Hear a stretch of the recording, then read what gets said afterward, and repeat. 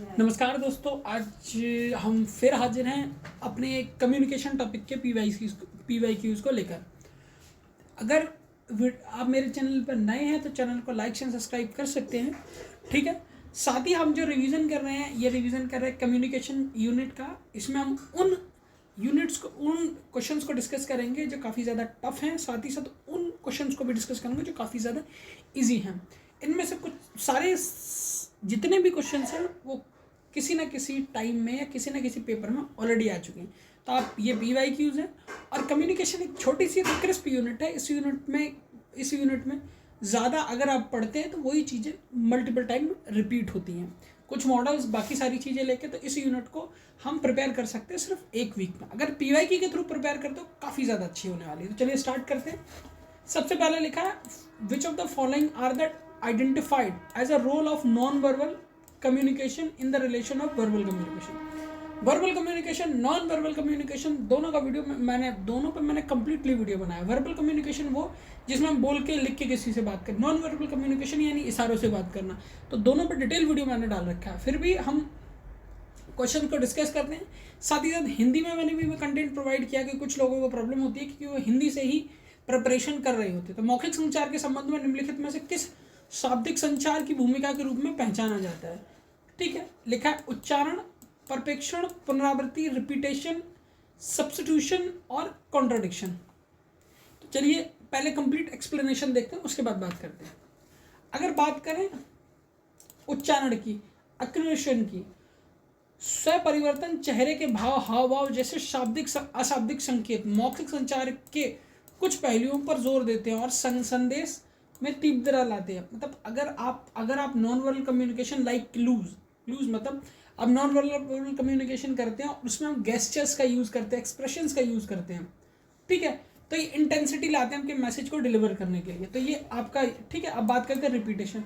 Non verbal communication signal can be reinforce verbal message by repeating the same information, ensuring the clarity. For example, nodding while saying yes enhance the understanding. Example के तौर पे, उदाहरण के तौर पे, हाँ कहते हुए सिर को हिलाना, ठीक है। रिपीटेशन की बात की जाए, सब्स्टिट्यूशन की बात की जाए तो some of the clue non verbal communication, repetition, like, ये सारा कंप्लीट एक्सप्लेनेशन है। आप इसको देख सकते हो। वर्बल नॉन वर्बल कम्युनिकेशन मैं अपने चैनल के प्लेलिस्ट में ऑलरेडी डिस्कस कर चुका हूँ। तो चलिए स्टार्ट करते हैं, नेक्स्ट टॉपिक की ओर बढ़ते हैं। लिखा है, which of the following are essential component of dialogic communication according to the Richard Johnson के अनुसार संवादक संचार के निम्नलिखित में से कौन से ये घटक हैं? ठीक है, ये दिए हैं, passive, warm with other, empathetic, understanding, spiritual, ठीक है। इसका भी कंप्लीट एक्सप्लेनेशन आपको यहाँ मिल जाएगा, ठीक है। आप देख सकते हैं, Richard Johnson identify the several key component that are essential for the effective dialogue. देखिए, अगर आप कम्युनिकेशन यूनिट की प्रिपरेशन करते हैं तो कम्युनिकेशन यूनिट में मोस्ट ऑफ द टाइम आपको सिर्फ डेटा मॉडल्स देखने मिलेंगे। बट रिचर्ड, ये नया कॉन्सेप्ट जो कुछ टाइम पहले ही ऐड किया गया, तो इस कॉन्सेप्ट को अगर आप क्लियरली पढ़ते तो किसी तरह की कोई भी इशू नहीं होगी। रिचर्ड जॉनसन से रिलेटेड भी आप PYQ कंप्लीटली कर पाएंगे। बाकी जो इंपॉर्टेंट PYQ था, एक बार क्वेश्चन में आया था, वो मैंने डिस्कस कर लिया है। चलते हैं अगले क्वेश्चन की ओर। लिखा, इन film the element of silence identify. फिल्मों में एलिमेंट ऑफ साइलेंस को आइडेंटिफाई कैसे किया जाता है? फिल्मों में मौन के तत्व को पहचान किस प्रकार की जाती है? इसको कहते हैं कर्ण प्रतिस्थापन के अनुसार, यानी ओरल प्रेडिक्शन, ठीक है। लिखा ओरल, ठीक है। इसको ऐसे समझ लें, श्रवण प्रतिमान, फिल्म अध्ययन में ध्वनि और मौन को उसके अंतर्निहित प्रणाली का वर्णन करने के लिए प्रस्तुत एक शब्द जो किसी फिल्म में हमारे अनुभव को आकार देती है। तो ये कंप्लीट एक्सप्लेनेशन हिंदी और इंग्लिश दोनों में आप देख सकते हैं, ठीक है। चलते बढ़ते हैं अगले क्वेश्चन की ओर। ठीक है, रूढ़िबद्धता संचार के पूर्वाग्रह में से एक प्रकार है, ठीक है। Motivation, emotional, cognitive weakness, generalisation, reflecting for excellence, ठीक है। सॉरी, इसके लिए कंप्लीट आंसर होगा आपका केवल ADE, मतलब इट मीन्स मोटिवेशन, चलिए बढ़ते हैं अगले क्वेश्चन की ओर। लिखा है organisational communication is in nature. Organisation communication in nature, ठीक है, संगठनात्मक संचार की प्रकृति होती है। दखलंदाजी करने वाला, विरोधाभासी, अव्यवहारिक, नॉन बिहेवियरल, अप्लाइड। काफ़ी ज़्यादा इजी क्वेश्चन है, होमवर्क क्वेश्चन कंसीडर करिए, करके बताइए। हम बढ़ते हैं अगले क्वेश्चन के। लिखा है which of the following media is often describe one day of best seller. ठीक है, radio one day of best seller की कैटेगरी में नहीं आता क्योंकि ये चलता रहता है। इस पर न्यूज़ एक दिन में मल्टीपल टाइम ब्रॉडकास्ट होती हैं। तो इंटरनेट भी इस कैटेगरी में नहीं आता, नोवेल भी इस कैटेगरी में नहीं थे।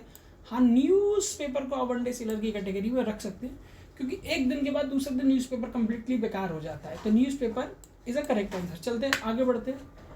The first highway information is, सूचना का पहला राजमार्ग क्या है? सूचना का पहला राजमार्ग टेलीग्राफ कहलाता है। बढ़ते हैं अगले क्वेश्चन की ओर। अगले क्वेश्चन में लिखा विच of the following can be cultural variable in communication. मतलब कल्चरल सांस्कृतिक बाधाएं क्या हो सकती है? कक्षा संचार में कौन सी सांस्कृतिक बाधाएं हो सकती है? ठीक है, सिग्नल और सिंबल, स्टैटिक, इसकी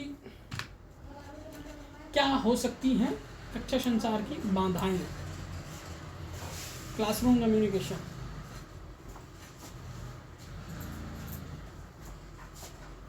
ये पहले तो आप ये देखिए बैरियर्स पूछ रहे हैं। ठीक है, मतलब किस क्या क्या अजीब तरह के बैरियर उत्पन्न कर सकता है। सबसे पहले लैंग्वेज। ठीक है, अगर आप जिस लैंग्वेज में अपने स्टेटमेंट को डिलीवर कर रहे हो, सामने वाले को अगर वो लैंग्वेज समझ में नहीं आती तो काफ़ी ज़्यादा प्रॉब्लम होने वाली है।